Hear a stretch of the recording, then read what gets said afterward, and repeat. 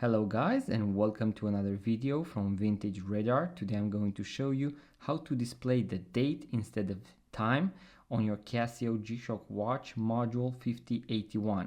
Today we have the GA100, but this tutorial is going to work for all Casio G Shock watches that feature the 5081 module as well as others as well.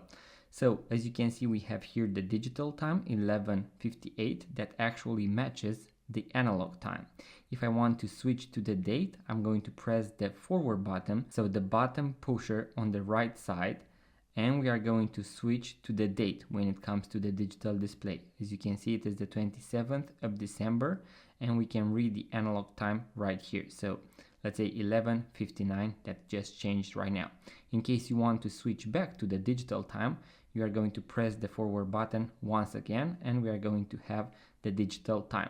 This tutorial is going to work for other Casio G Shock watches as well. For example, the Casio, the Casio G Shock GA2100. In case you found this video useful, guys, make sure to give it a thumbs up, leave a comment, subscribe to this YouTube channel if you are into watches, vintage watches, watch tutorials and watch reviews, and I'm going to see you on the next one.